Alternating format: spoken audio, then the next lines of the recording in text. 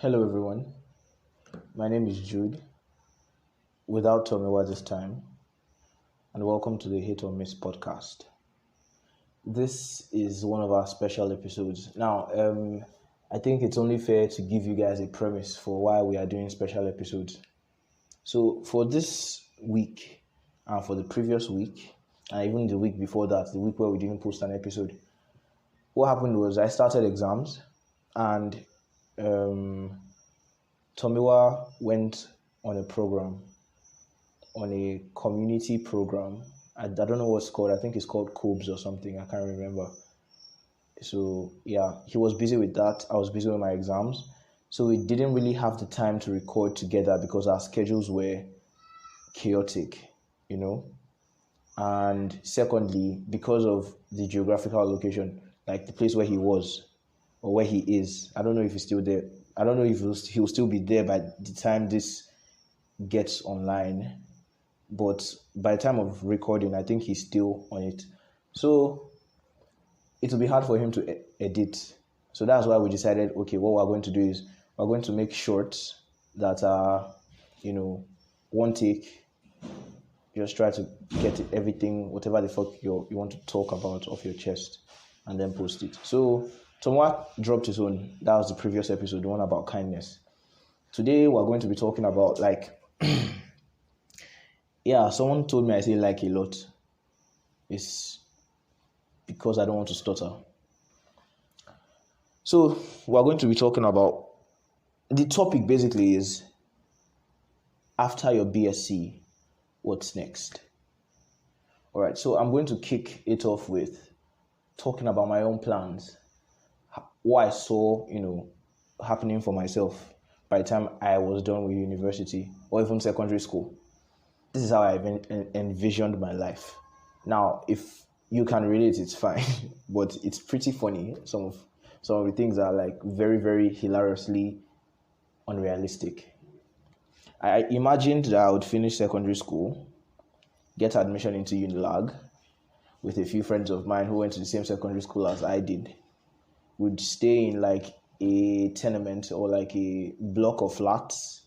We'd each have our own flat, or if we decide to stay together, we'd like rent like 3 or 2, split ourselves into the 3 or 2 rooms, and just be like a family. Because I went to a boarding school, secondary school, and we basically more or less lived like a family. I mean, there was ups and downs, but we more or less lived like a family. So I imagined that I would have so much free time on my hands. I mean, I knew I was going into the medical sciences. I am a medical laboratory science student, by the way. I knew I was going into the medical sciences, but I didn't know that the medical sciences would bring for me a sort of separation from life outside medical sciences. Now, I try as much as possible to have a life outside medical sciences. I have met people online and offline outside medical sciences, and we have ended up becoming friends. Yeah, but the thing is, nowadays, especially now that I've entered into my clinical aspect of my course, I really don't have the time as much anymore to frolic. Let's see. So I imagined we'd stay in that house, go to lectures together, come back together, cook, play, watch TV, get girls. Yeah, it was on everybody's mind at the time. We'd get girls. And even when the Unilag thing was going to be a flop, because I knew I was not going to apply for Unilag. First of all, I didn't want to be too close to my parents at home. I wanted to taste life outside Lagos State. I didn't travel a lot as a kid. Yeah, so I wanted to taste life outside Lagos State. I mean, I had traveled to other states, but not too much. I hadn't stayed long enough for me to actually get the sense of life, of living in those states. So it was either on the road, in a hotel, in a friend or a relation's house, then back home. That kind of thing. So we never stayed for like long stretches of time. As I was saying, so I am in the University of Benin. Yes. So I mean, I have a few of my secondary school mates who attend the same university. There's Ella in pharmacy. There's Collins in engineering. And then there's Tega, I think, in engineering as well. There's Teresa in Faculty of Social Sciences. There's I don't know I think her name is Esther. I can't remember her name. I think her name is Esther. Now we're not friends, but my point is, then they my school, then they, and we see when we can. When we can't, we talk online, which is not all the time, in fact. So I found out that life in my head at the time and life now, they are miles apart. Like if there was a gradient, they are at opposing ends of the gradient, the extremities. And I started to think, what would happen after I get my BSc in medical laboratory science? Would I practice? Because I realized that, and even the president of this country has made it very, very clear that if you know also nothing for you, good result, bad result, there is no work in this country. So what do you do? What do I do? Now, I haven't exactly mapped this plan out on paper. I have thought about it severally in my head, and in fact, it scares me. I've consulted people, and I realized that there's a few things you can do, and I want us to walk together through this, step, like listing out what you can do after school. Now, I'm a medical laboratory scientist in training. There's medical laboratory science as a possible, route after my graduation. So I'm writing, by the way, like there's a scrapbook in front of me. So let me put number 1 on the list is medical laboratory science practice. Now, what are the pros of that? The pros are that I spent 5 years, 6 years, if I'm counting the COVID-19 year, in school, learning and training for this course, learning and training for this career path. That's not exactly a pro, but that's like one of the main things. So I have been in the field long enough to actually understand the in and out, So it's something I have to, or people would assume I understand properly because I spent quite a long time on it. But that might not be the case for everybody. Imagine I'm a medical laboratory scientist that, struggled through school. I mean, I'm not saying I'm a bright student particularly. I mean, everybody is bright in their own way. I'm not saying I'm academically gifted or sound. I try. Everybody does. Now, the end doesn't exactly always justify the means when it comes to schooling in Nigeria. And that's one thing that's discouraging students. So that's why a lot of people are looking outside academic achievement and academic paths. Everybody's looking to monetize something else. So there are people in school now that are trading, forex, crypto, shares, stocks, whatever. There are people that have started small businesses. They are food vendors, they are cleaning agents, they are agents for housing, there are everything, delivery services, things like that. There are people who, make jewelry, ornaments, sell clothes, basically small and medium enterprise businesses, entrepreneurs. I don't know if I'm moving on. So more and more people are looking outside school. So I'm going to just go ahead and cross MLS practice out of my list. Not because I do not want to do it. I mean, if I do want to do it, it might not be too bad if I find a good paying job, which, to be honest, is not really easy in this country, but, I'm hoping for the best. If I find a good paying job, and if I'm happy where I'm working, if it's not too far from my house, if logistics is not a problem, if I'm fulfilled, that's another factor. Now, there's another thing, and the second thing is skills. So I've written skills down. Now, in the world we are living in today, there's more attention that's being diverted into IT skills. Speaking, writing, software design, development, back end, front end. I don't know the lingo, stuff like that, computer stuff that I don't really understand. Now, I've had a few friends, that have gone into this field. Okay, let's talk about the pros and cons first. The pros are it is highly sought for. There's always a need for IT personnel anywhere because of automation in a lot of procedures and processes in jobs. There's always need for IT personnel. So like graphic designers, writers, that's copywriters, content creators, stuff like that. There's always demand for that kind of thing in the market. Those are the pros. The cons now, there's only one con in my mind, and the con is everybody they look that side. Everybody they chook eye for that side. Everybody won't be Elon Musk. Everybody won't suffer to teach themselves how to code, that kind of thing. And what do we have? We have yes, there's demand, but the thing is, the money no they go round. Guess why? Imagine I hire a freelancer to do a job for me. On the off chance that I am not satisfied with the job, I would outsource to another person. True. Now imagine I am satisfied with the job. So satisfied, in fact, that I decide that this guy is my guy for any job at all. And not only that, if my friends have jobs, I know that this guy can do it as well. That has robbed people who have trained themselves in this same field of the chance to monetize their skills. Right? So one thing I would advise anybody that's looking into, digital skills is find a skill, find something that you have a passion for genuinely.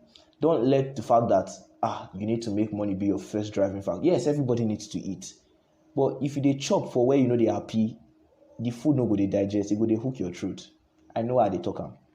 So find something you'll be happy doing. Now, whether it makes so much money or not, that depends on you. That depends on how you carry yourself, how you market yourself, how you take yourself along that career path. It depends. That's what would make or mar your chances of being rich or successful financially in that aspect. But there's one thing that's going to be sure: you're going to be happy. So, digital skills. I'm not crossing that off the list because if you can find a way to balance out the pros and the cons and find that, okay, this is actually a good line of business, then you can actually do that. I have a lot of friends that are into digital stuff. I have friends that code. I have friends that write. I have friends that do graphics, very, very good graphics. Let me plug some of them. There's Christian is Sick. That's Graphics Universe on Instagram. You can check him out. There's Elliot. Elliot is I don't know if we've spoken about pop culture on the podcast before, and Elliot is the brain behind pop culture. He's the all-father.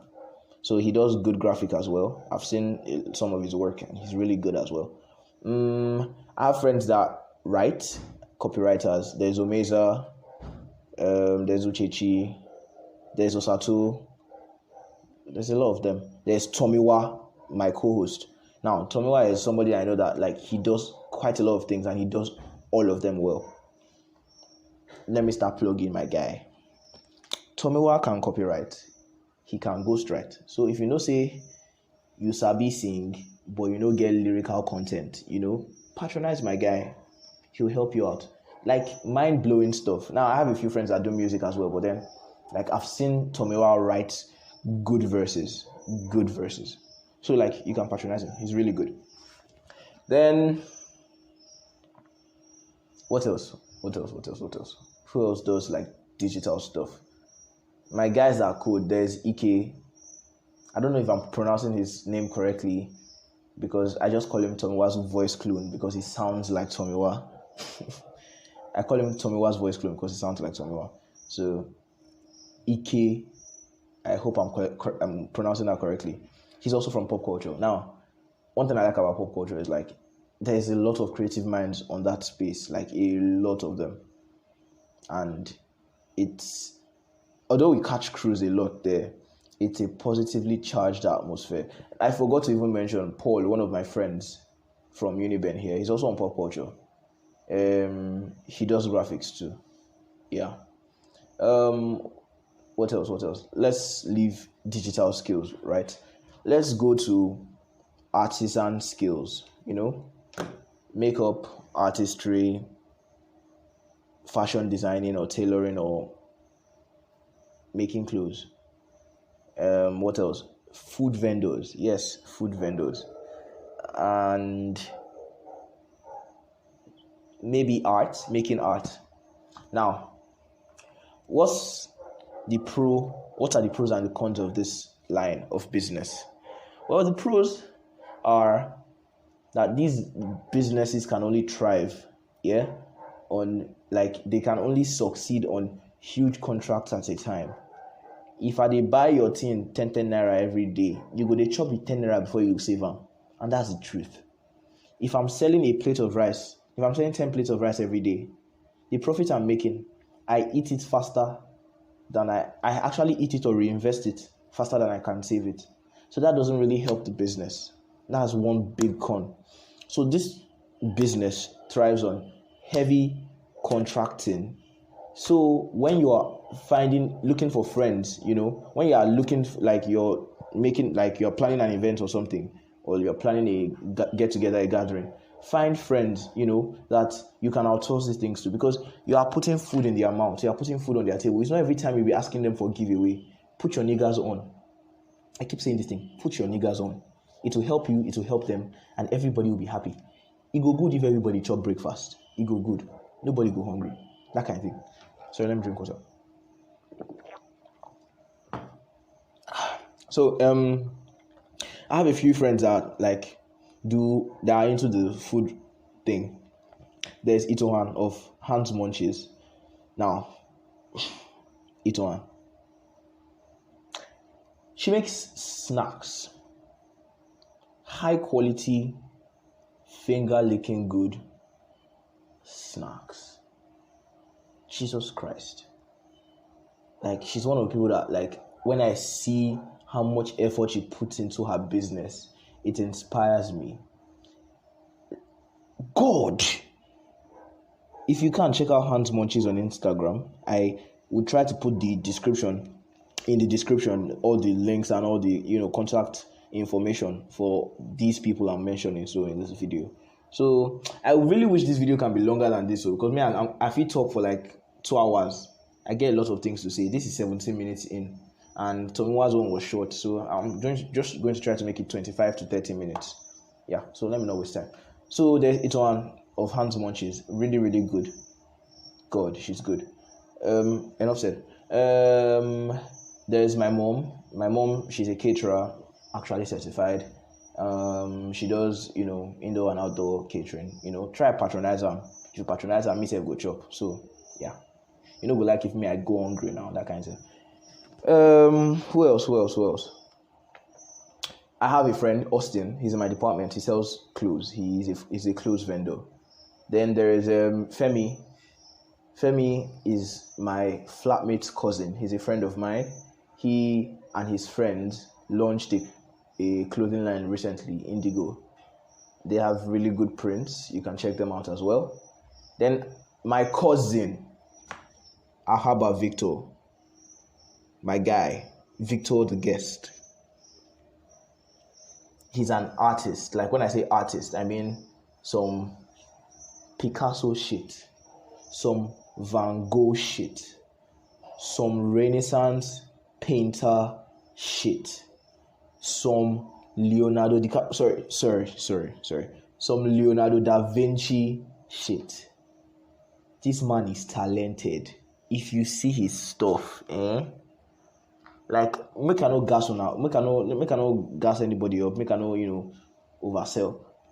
Just look at his stuff. The guest art, I think, on Instagram and Twitter.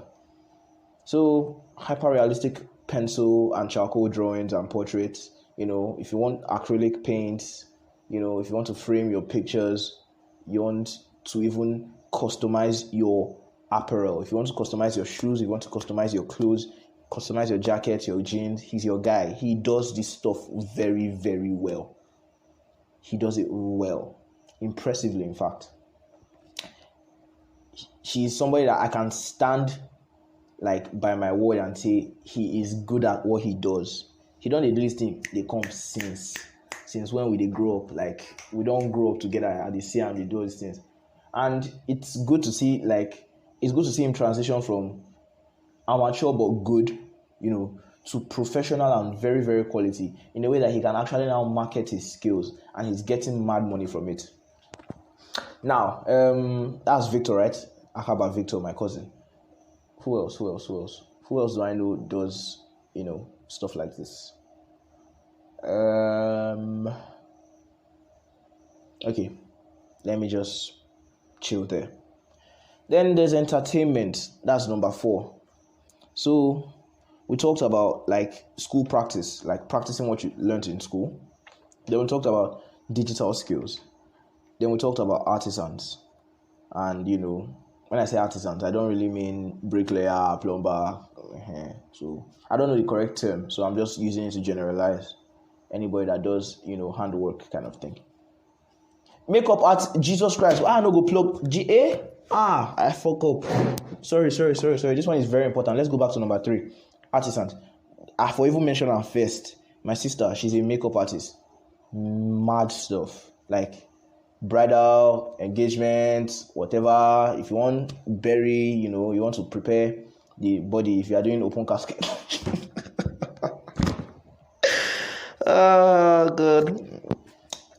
I don't know if she does that, but if she does, she go collect mad money. 3 million naira, 4 million naira plus. Because, guy, the nightmares, I beg. It's better to have nightmares on a yacht, So, yeah, she's a makeup artist, really good at her craft. Also very, very certified. And she's actually, like, practicing, learning more skills, watching more instructionals, and, she's basically honing her craft. She's yet to gain admission she has gained admission, but she's yet to resume. So our hope is when she does resume, she'll start practice fully on people of school, and start getting the money, that kind of thing. When she gets the money, they do giveaway for me. Everywhere good. So let's go to number 4. Number 4, I've forgotten what number 4 is supposed to be. Why did I go back to number 3 now? We talked about school practice. We talked about crypto and forex and trading, generally digital skills. We talked about artisans. Number 4, we're going to talk about entertainment. People that have found a niche in entertainment. Now, I don't know if I'm entertaining. I'd like to think so. I'd like to think I'm interesting. So, I personally, if you are a listener and you have my phone number, you know that I do this thing on WhatsApp where I call them WhatsApp threads. So what I do is I just basically say what is on my mind and just keep rambling and ranting on and on and on. I try to make it as fun-filled as possible. I try to make it as engaging as possible. Sometimes I exaggerate tropes to make them look or sound funnier. Sometimes I troll things that shouldn't be trolled. I'm a huge religion troll, by the way. Not because of any other thing. First of all, that's not what this episode is about. My point is, I did that for a long time. I think I started doing it in 100 level second semester. When I resumed Uniben, I realized that I was socially awkward. I was shy. I really wasn't confident. I made a few friends that brought out some of these qualities in me. Shout out to people like EJ. Shout out to people like Michael Kayode. Brought out these qualities. Then I think during the lockdown, I found a surge in this thing. My point is, I realized that I could transfer this writing, this creative. Is it creative? In my opinion, it's lazy writing because it comes easy to me, and like it's necessary. It doesn't necessarily have to be something important. Sometimes I can just be talking about how nail cutters or lanterns or phones piss me off. Just different stuff. But then the way I present it, sometimes people find it funny, people find it entertaining. And I even stopped for a while and people were like, Jude, Alpha, you never do this thing for a while, Alpha. So I have a WhatsApp TV. I don't do that on my WhatsApp TV. I post memes. I'm into dark humor as well. So a little bit of a comedian myself. My point is, I realized that I could translate this skill of writing into speaking. But the issue is, I was shy. I was socially awkward. I really couldn't talk to people. So what did I do? I found out that being online, I felt it was like a safe space for me to come out. And I really, really want to give a shout out to pop culture niggas, for bringing that out of me. I met different people that encouragingly forced my jovial, my outgoing, my extroverted side out. And although I'm not a go out kind of person, but I think I've opened up more. And this podcast is an evidence of that, because to be very honest, I didn't really see myself opening a podcast. But this podcast, this is basically how this thing started. The Hit or Miss podcast. There was a meme on WhatsApp on the what's the name of this group chat again? For pop culture, yes. There was a meme, and we're talking about the meme and how like the premise of the meme doesn't make sense. I can't even remember what the meme is about. So me and Tomiwa now got to talking, and we're like, how far? Maybe they review, maybe they review things like this on a podcast. How does that sound? I'm like, that's an opportunity for me to come out more to myself, not to him. That's an opportunity for me to come out more, to hone my speaking skills, to get people to know me for this specifically. And I can monetize this thing. I actually have a dream or a goal of getting into radio or into TV, presenting shows, that kind of thing. And I just hope it becomes a reality. I'm going to work towards it as well. So that's what's going to happen if Greatest Baba and Greatest Bogo, Greatest Uniben students does not work out for me. I'll look for a career in TV or radio. You guys should wish me well and connect me to the people you know. Put your niggas on. See, man, shout down for the microphone. Put your niggas on. So that said, I was very, very happy, and I think for the people I'm very comfortable with, my listeners, my friends, you'd know that I have this thing where if I am very passionate about something, I can talk on for hours about it. I can just keep speaking. Even if I'm saying the same thing over and over again, I'll find different ways to say it. But the thing is, there's this glint in my eyes when I'm talking about something so like I'm passionate about. And it reflects sometimes in the podcast. If I'm really, if I'm not tired and I'm passionate about the topic, you'd find that I will just be talking. So if you don't stop me, I go just talk. I go just talk. Don't go and recruit me for evangelism. That one never enter my eye one day. I'm not really passionate about it. I'm all for spreading the word of God, obviously, but then, as I said, this is not what this podcast is about. This is not what this episode is about anyway. I don't even know if we're going to be talking about religion on the podcast. I don't want us to talk religion or politics. So I hope we don't have to, ever, So I plan to monetize that skill, entertainment. So I have a WhatsApp TV. That's people are influencers, people post memes, people make memes. Yeah, people are comedians, stand up, writing, people write for shows. I think one episode we recorded, we have not yet edited it or we have not even posted it yet. It's about shows that we enjoy. One show I enjoy is The Office. Now, The Office was adapted from the UK version of The Office that was written by Ricky Gervais. Now, Ricky Gervais is one of my favorite stand-up comedians and comedians in general. He's an actor, he's a comedian, and he's really good at what he does. Now, why I like The Office is how lazy the writing seems to be. It's hard to pull off a sitcom that makes you laugh without queuing in laugh tracks. Like, you just know the punchline of the jokes. I want to get to that height in my writing and in my speaking, where I don't even need to hint that, okay, well, this was a punchline, you need to laugh now. And then you just start laughing, you just find yourself laughing. Excuse me. So, Ricky Gervais is one of my favorite guys for that. So, entertainment is a very, very viable option. I have friends that sing. Yeah, they're into music. There's The Vibe. There's Tomiwa. Who else sings? There's Israel Nkadi. There's Serge from my secondary school, Immanology. There's who else sings? Dimeji, one of my very close friends. His brother is a producer. Smith Beats. You can check him out too on Instagram. Who else do I know? I feel I'm forgetting somebody, and this thing is going to come and bite me back in the butt when this thing gets posted online and the guy's like, how come you forgot me? I'm really sorry if I didn't mention your name, I'm very, very sorry. I realize that this is an opportunity to plug you, and if I left your name out for any reason at all, I'm sorry. So I've covered entertainment. Let's cover lifestyle as number 5. Now, I like these things because you can find a way to merge 2 or more of these things together and find a working principle, a working career for you that has many cash cows, but essentially is one thing. You can merge lifestyle and entertainment. I'm talking about blogs. You can merge artisan work and entertainment. You can merge that artisan work and lifestyle as well. I'm talking, like, for instance, if you're a food vendor and you're doing lifestyle, you can talk about nutrition. You can open a nutrition blog, talk about stuff like that. Just, my point is, you can marry 2 or more of these things into one good career that will work for you outside school, of course, because school is a scam, as we all say. So, lifestyle. Who do I have in lifestyle? There's Rachel, a friend of mine.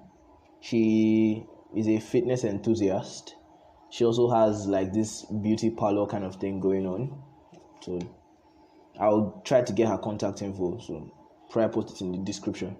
You can check out. Really good stuff. Then there's Aizen Ose. Now, I don't think she has ever claimed this as something she does, but I feel it's something she can do if she puts some. Have you seen this girl's skin?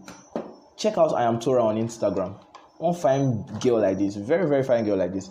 Her skin is like flawless. If she decides to do lifestyle, especially beauty tips for hair, for skin, she'll be very, very good at it. Who else do I know in lifestyle? As I said before, I think I'm forgetting people. I'm really, really sorry. I'm really, really sorry. Really sorry. So I think that's about it. Let me try and wrap up this episode with some advice. My first advice is, if you're starting a business with a friend, no matter how close you are, please lay some ground rules down. You get why? Familiarity breeds contempt, blah, blah, blah, blah, blah, blah. But that might not even be the only reason. It's just better, to have something on paper, some legal framework for the business. So if you are putting your niggas on, put your niggas on, though. But, try use brain safe, Try use brain, they put them on. Don't just put them on and leave them to their devices. Monitor that shit. Because if you put your niggas on, especially to projects that are not for you, if they fuck up, it is not going to affect their credibility. It's going to affect yours. That's one of the dangers of putting your niggas on. Now, I'm not saying it should stop you from putting your niggas on. I'm just saying, know the niggas to put on. Know that they are good enough to put on in the first place. Know that whatever happens as a result of their fuck-ups would be traced back to you because now you refer them. So if they put them on, on very, very strong recommendations. Make sure you can stand by the person's work. That kind of thing. Secondly, don't go into fields because you see other people going into fields. It might not work for you. I've tried my hands in programming. I don't like them. I've seen people that they might not have, my point is, it did not work for me. I did not like it. I was fascinated with the hacker life, the IT guy life, or the look, the aesthetics of it, looking like I am robots, that kind of thing. But I found out that on paper, almost work that I don't have time and energy to commit to. I tried my hands on graphics. I'm pretty satisfactory. I'll call myself satisfactory in graphics. I'm not good like fuck. I can design your album art. I mean, I can, but if you want it to be half-assed as fuck, you can actually market half-assed. Ask. Let me not do that. Let me not do that. So my point is, don't get into sectors because you see your friends doing well there. You might not do well there. Find something that's unique to you. Find something you have a passion for and go to it. Even if it takes time to learn, even if it takes time to commit to, you know that you have a passion for that thing. Build on it. Meet people. Get mentored. Get encouraged. Learn new things. And it's going to work out for you. It's going to work out for you. So I wish you the best. Now, I'm not saying you should neglect school particularly. I'm not saying you should neglect school completely. I intend to practice if I am given the chance and the opportunity to. I hope I am. But in this country, I do not want to practice in this country. That's number one. There are things that fetch you more money in this country, to be very honest. And for MLS practice, it's one of them if you know how to look, but I'm not that kind of person. So I'm just do the work kind of person. So I'll just go and play to my strengths if I can.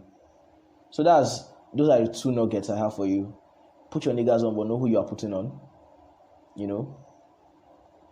Don't if you open a business with a friend, have some legal framework down. Put some ground rules down. Ground rules that you can both work with. And number 3 is don't get into sectors because you see your friends are doing well there. It might just not be for you, and then you go and flop miserably. Yeah. So that's it. Thank you for listening.